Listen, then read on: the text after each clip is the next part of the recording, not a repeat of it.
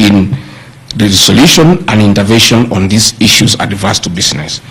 Consequent to this meeting, I directed that short, medium and long-term strategies be undertaken, coordinated by the Office of the Deputy President, to address the issues raised that are cross-cutting with agencies including KRA, Kenya Post Authority, Counterfeit Authority, Kenya Bureau of Standards, the National Police Service, Kenya Copyright Board, given that the violation is under the Office of the Deputy President. I was just doing my work. On 11th April 2024, the Small Traders and Government Agencies Technical Committee, coordinated by my office, held a meeting to discuss issues raised by the small traders, including Udhuru Market, attended by ODP staff in a supportive role in keeping with the draft framework of cooperation and engagement between government, Nairobi City County, and the Nairobi business traders.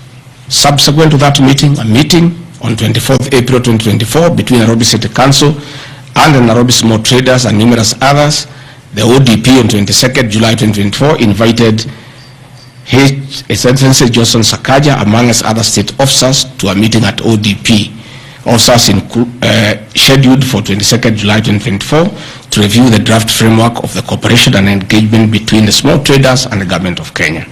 On 3rd September 2024, the ODP wrote to Governor Johnson Sakaja and all other stakeholders, submitting a final combined draft of the framework for review and feedback.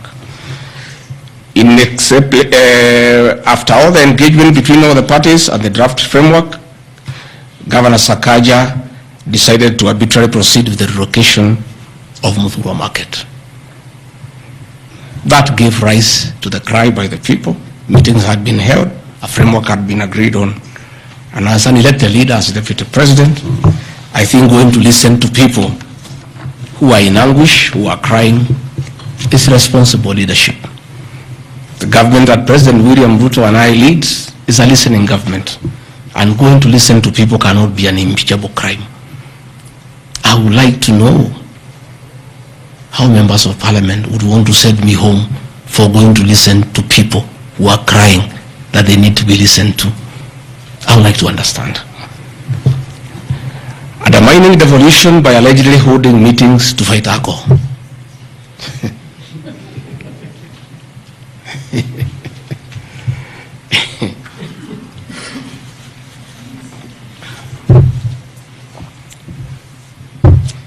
I think tomorrow will be the greatest circus. Or do I call it the theater of the absurd? That Deputy President Rigathi Gachagua, undertaking duties assigned to him by the President to fight illicit brews and drugs across the country, should be impeached because by doing so he is interfering with the devolution. I held meetings in Nyeri, attended by Governor Kahiga, Governor Waiguru, Governor Irogo Kangata, Governor Wamatangi, Governor Kiari Badilisha. I held a meeting in Chuka, attended by governors of Embu, of Tharaka Nithi, of Meru. I attended a meeting in Mombasa, attended by governors of Kwale, a representative of the governor of Mombasa, the governor of Taita Taveta, a representative of the governor of Lamu, to discuss. I held a meeting in Nakuru, nearly with all governors present, and all of us jointly, under my chairmanship, the Ministry of Interior and Governors, we agreed on how to tackle the menace of illicit brews. And we have a good story to tell. Out of those efforts, our young men who are sleeping in trenches are back home. Women are very happy, their husbands are back home and they are bringing food. In fact, some children have been born. Some have even been named Rigiji because of the effort that I have put in fighting illicit brews. I think the people of Kenya will be shocked to hear tonight that one of the accusations against their deputy president and why he should go home is because he led the battle fight illicit brews and drugs that has caused havoc among our young people. Please, if Rigathi Gachagua is a problem, why don't you assign this job to somebody else? Because this job must be done. We must get our children off drugs. We must fight illicit alcohol.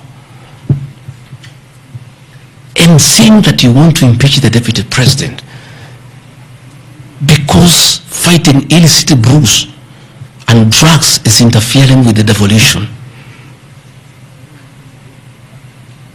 I think this is the greatest joke of the year.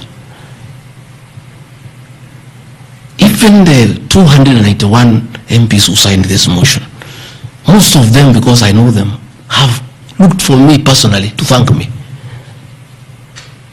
for the way I have successfully led the war against drugs and illicit brews. And that is why that sham public participation should have had my responses, so that the women could hear that one of the accusations against the deputy president is that he should be sent home because he was leading the war against illicit brews and drugs.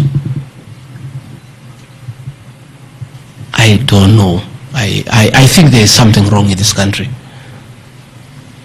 That somebody has sat down to draft a motion to impeach the deputy president of the Republic of Kenya.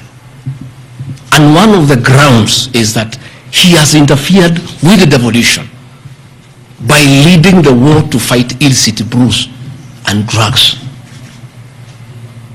This is a height of absurdity. And Parliament will be the theater of the absurd. I would like to hear what is the nexus between fighting illicit brew and interfering with the devolution. I would like to know. I've never had any governor complain. I've never had any MCA complain. I've never had any Kenyan complain. The only Kenyans who have complained are few. They are the manufacturers who are manufacturing poison under the guise of producing alcohol. Those are the only few ones. I beg the National Assembly and the Senate, most of the National Assembly, to save face, to consider striking this ground before the motion tomorrow, because it sounds ridiculous to the people of Kenya. Again, if Deputy President Rigathi Gachagua has to be sent home for fighting drugs and illicit alcohol, so be it. Sensational statements against the National Intelligence Service and its Director General and other officers. My response. In relation to this allegation, I wish to state that the National Intelligence Service holds a very critical role in ensuring the safety and security of our country. They are responsible for gathering intelligence and share it with all our law enforcement agencies to ensure that the country is safe at all times. Consequently, when the country was caught flat-footed with regard to the scope and extent of the public's dissatisfaction with the Finance Bill 2024, which degenerated in the Gen Z protests, it pointed to the failure of the National Intelligence Service in carrying out its mandate. I am persuaded that the National Intelligence Service ought to have known beforehand that the public was completely opposed to the Finance Bill, and they ought to have briefed the President before the protests began, as this would have caused a change of tact by government regarding the proposed bill, and protest which culminated in the loss of innocent lives and destruction of property could have been avoided. Hence, I express my opinion, as this is in my public media briefing in Mombasa, and my utterances were not any different from what happens to other countries when there is lapse or failure by the intelligence agencies. Many of you will recall that after September 11th terrorist attack in the US intelligence agencies were massively criticized An inquiry was even opened to investigate why the intelligence agency was not able to detect and thwart the terror attack. Under the Constitution of Kenya, the government agencies are supposed to be accountable to the Kenyan people, including the National Intelligence Service, and calling them out when there is a dereliction of duty does not amount to undermining them. In any case, the Director General of NIS is not above the law. He is a public officer. Just like the President, the Deputy President, Cabinet Ministers, he too is subject to criticism like any other public officer. In fact, I will have videos. President William Ruto, as Deputy President, at one time criticized the then Director General of the National Intelligence Service. In another video, he heavily criticized the then Inspector General of Police for the performance. I have learned from my boss how this job is done. It's clear. It's done. I mean, nobody, the President is criticized daily. The Deputy President is criticized daily. And we take no offense. The Director General of the National Intelligence Service is not above the law. He is a public officer. He is accountable to the people of Kenya. And when one feels he has underperformed, he'll be called out. Because that is the nature of the Kenyan state. And this I learned from my boss when he was Deputy President. Again, there was an issue that the President and I committed ourselves publicly that never again in our administration shall ever we allow abductions and extrajudicial killings. Despite the police keeping on misleading the President to say that there are no abductions, you all know, you have evidence on video that they have happened. And that is what I commented, and I said it is wrong. And because I'm a truthful person, I'll say what is wrong when it happens. Despite the fact that I am compelled by the principle of collective responsibility to be part and parcel of every decision made by government, that I'll continue to do so, but only those decisions that are constitutional and within the rule of law. Abductions and judicial killings are unconstitutional. I will never support them.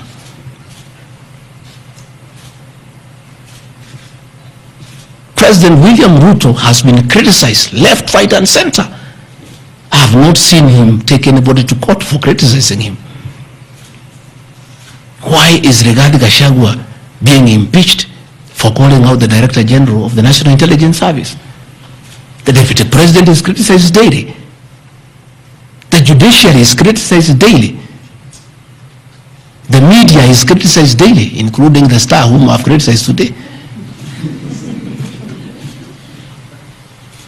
But that is as far as it goes.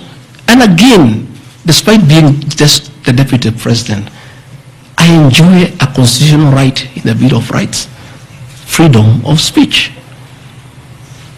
And if the Director General of the National Intelligence Service was aggrieved, there are mechanisms of how he can take me to court and sue me for defamation. And I'll be able to argue why I said what I said. So that is not a ground for impeachment. I mean, that is curtailing liberties, the freedom of expression, the freedom to hold public officers accountable for their actions.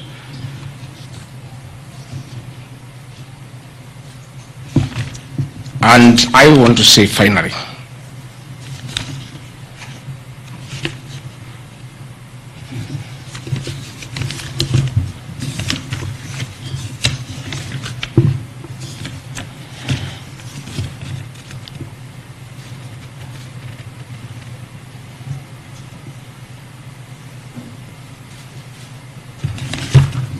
I think I've literally addressed all the grounds because I felt it's important for the people of Kenya to know the allegations against the Deputy President and his responses. And as you have heard, though you are not judges and you are not advocates. There is nothing here that violates the Constitution. There is no gross misconduct. There is no crime that has been committed.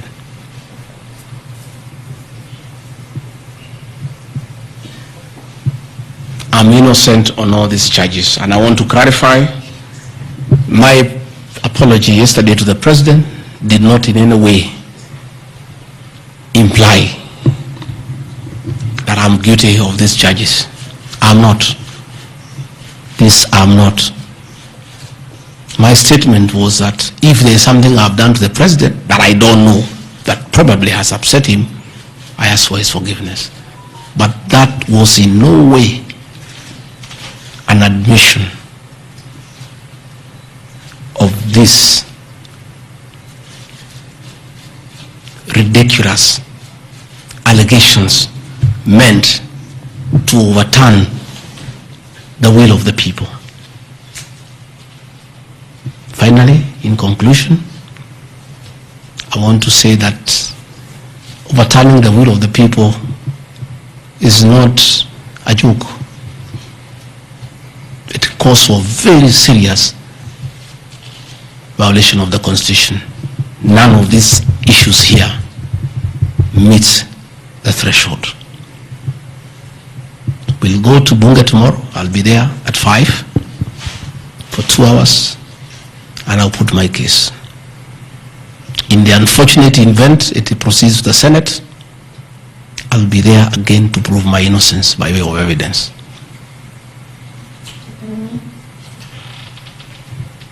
When I called this press conference, there was a lot of speculation that DP Gachagua wants to resign.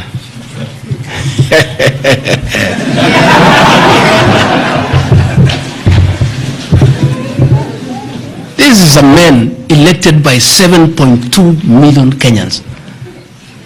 How dare you suggest to him that he can do so without public participation?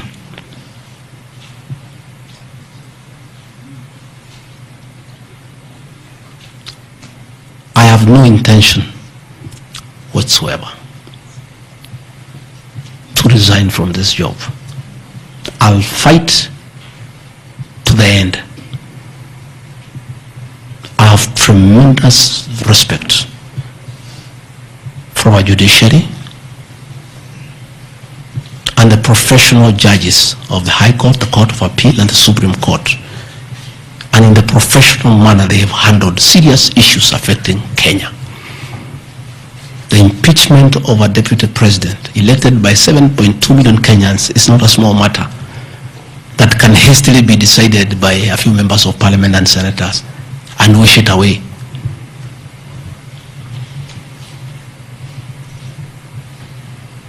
I'll submit myself to independent institutions to get justice. And I'm sure, I have no doubt in my mind that I'll get justice. And this impeachment will be thrown out.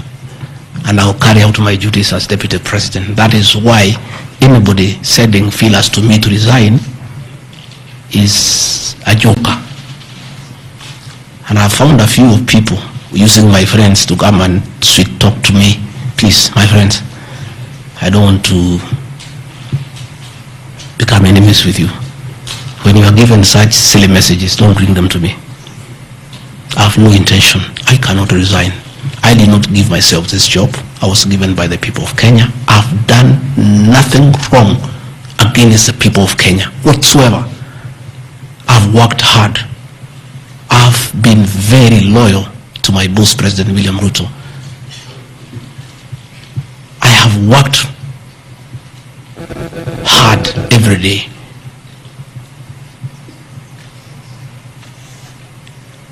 And I will not be distracted.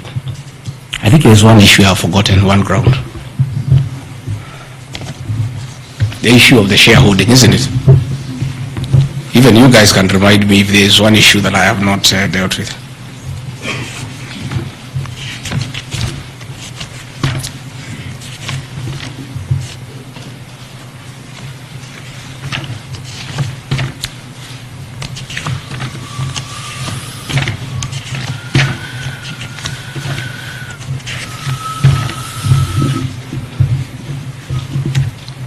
Can somebody there give me my notes on shareholding?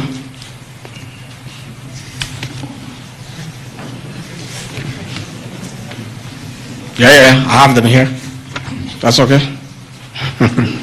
Yeah, this is an important one. There are several. I had not. There are a few silly ones. There's one that